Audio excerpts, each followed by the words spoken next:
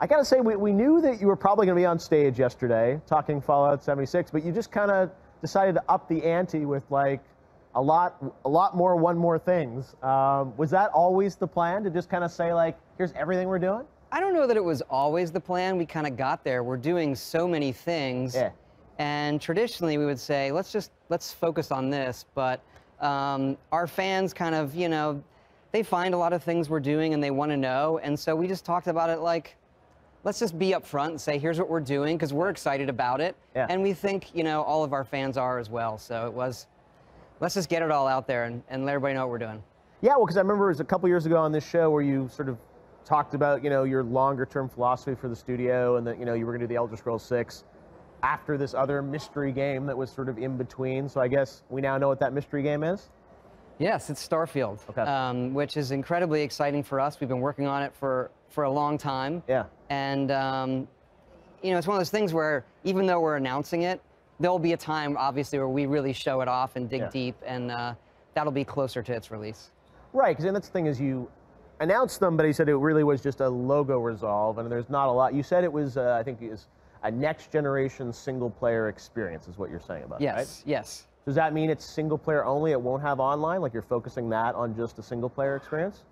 Its focus is single-player. Whether it has some social connection, I don't know. I don't want to guess right now. Okay. But that's our focus for that game. It's not one of these share world games we get to follow, but it's very much like your next big epic single-player. Exactly. Yes. Yeah.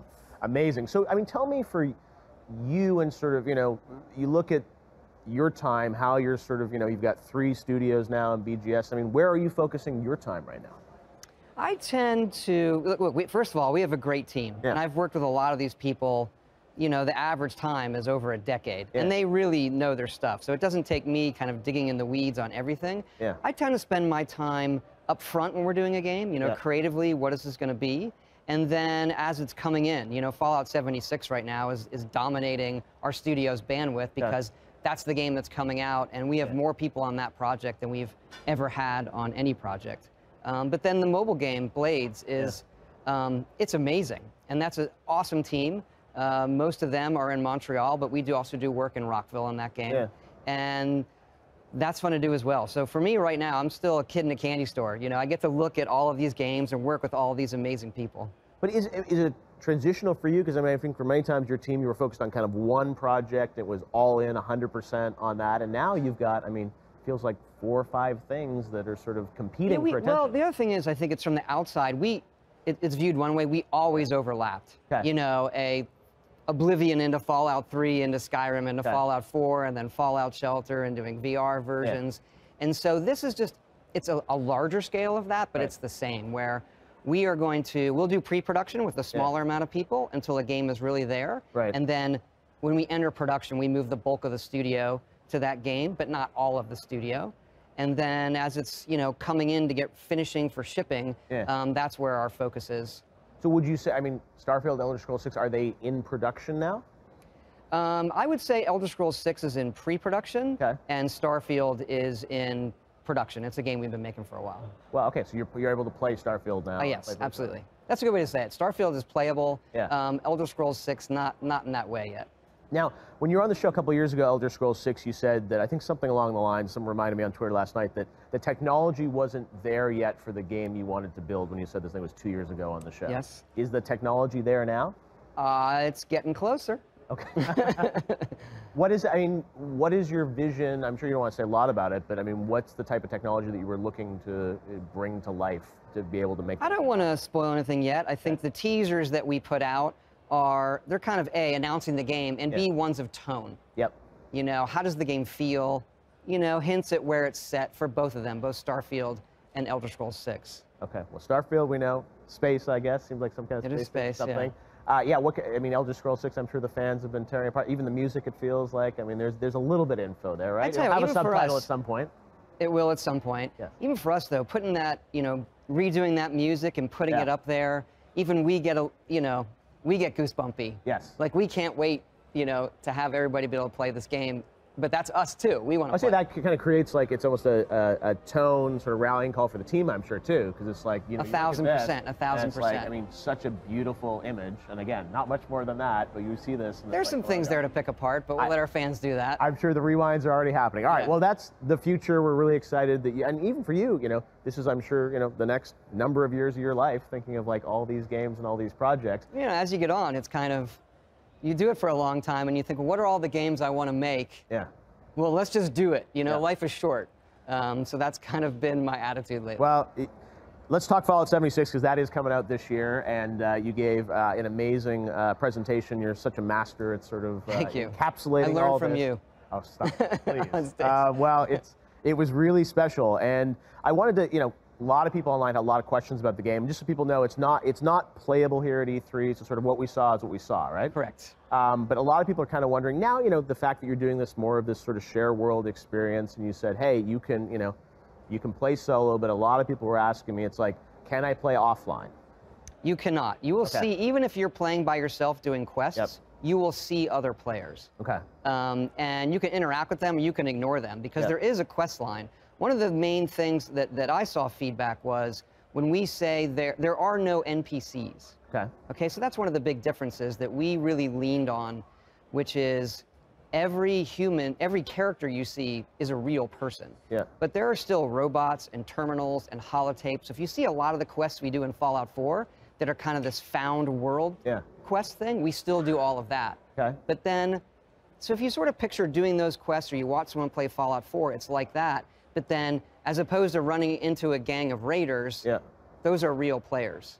So there's always PvP, like you can never, Well, first of all, I'd say we're still dialing that. Okay. We don't want it to be griefy, but we want to have some drama there. Okay. So there is a way that you can decide to do PvP, and we are currently balancing kind of the incentives for someone who wants to be very aggressive to people and those who want to ignore it. Yeah. And that really comes down to the in-game incentives and then also the social incentives. But I would say we don't want it to be griefy in any way, and we'll dial it in so people can say, look, I don't want to deal with that. So you can pick. It's like I don't want PvP. Well, you want a little bit of a little fear, I guess. We want a little bit of drama there without without them ruining your game.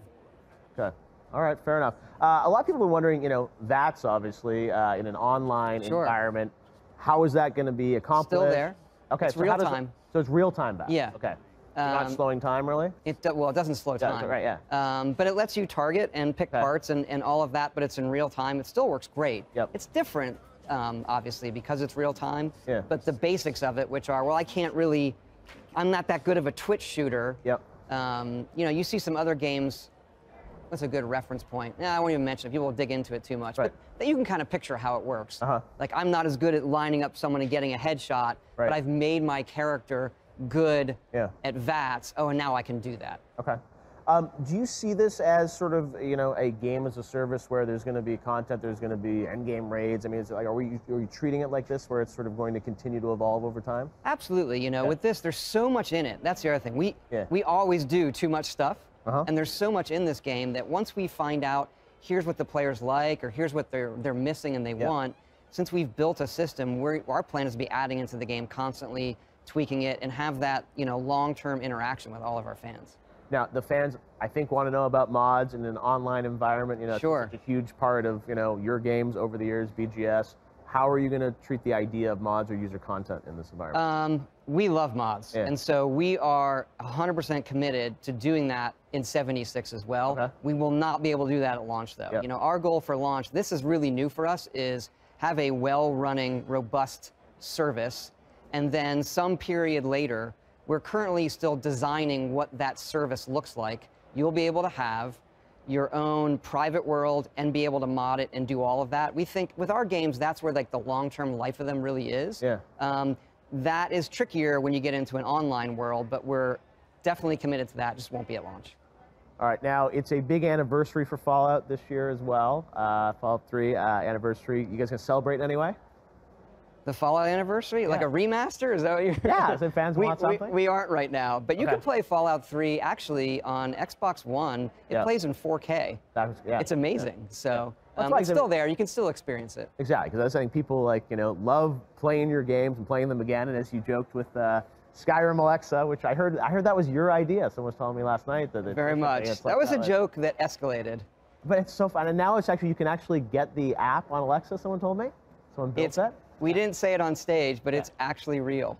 That's insane. Because we wanted people, you'd see the commercial, you laugh, you go, hey, Alexa, play Skyrim, and then, oh shit, this is real. It's a real game.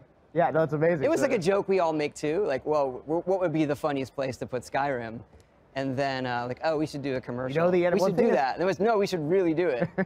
No, it is a great piece, and I love that you're sort of, so self-aware about it, because it was, as you said, even though Todd is not on the internet officially on Twitter. Yeah, I was joking before, it's like now that you're making an online game, you've got to come online, but you're reading everything, I feel like. I do read a lot, yeah. I'm on the forums a lot. I'm on Reddit all the time. And it's great. Our fans are really the best.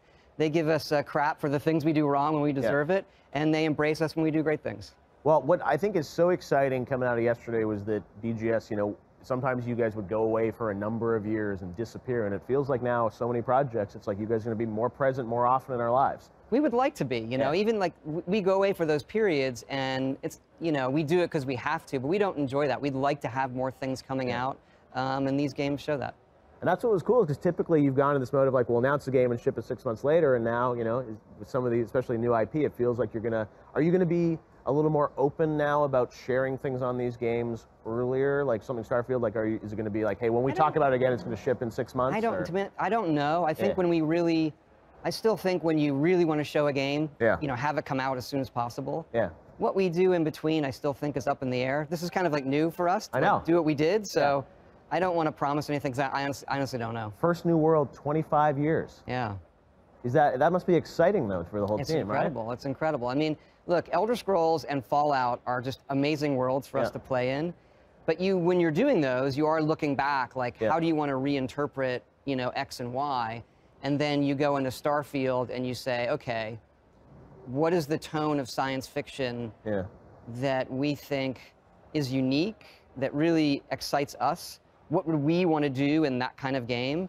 And then, it being us, it's extremely ambitious.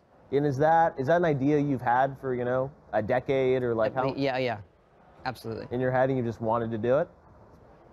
Yeah, and then you talk about it in the studio, and ideas get put on it. It massages itself through lunchtime conversations over a decade, maybe.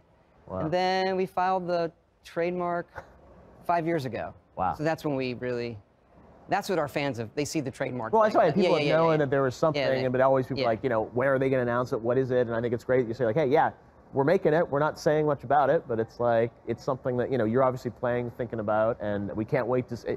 I think it's great to see that we need people like you and your team building new IPs and pushing our industry forward in that way too. So it's great to see that you guys are signing up for the hard work of not only building a game, but an entire new universe. It's the fun work. It's the best. Todd, I got to say, it was an amazing moment last night. I didn't even know you were going to drop that much yesterday. I saw you at the hotel. I'm like, it's going to be a big day. And it's like Xbox stage, so much stuff at Bethesda. I told you, I said, I'll be up there for a while. Like, get comfortable.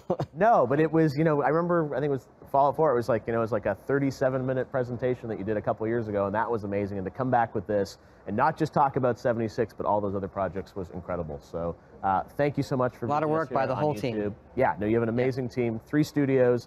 3 cities, and we'll look forward to playing Fallout 76 November, right? It is. And beta sometime before that, right? Yeah, we're still figuring out the exact timing, but it'll be before that, obviously. Awesome. All right, well, a big year and a big couple years, I guess, ahead. Yep. Todd Howard. All right, thank you so much for joining us, Todd. Thanks for having me. Great seeing you again. We'll see you again soon. All right.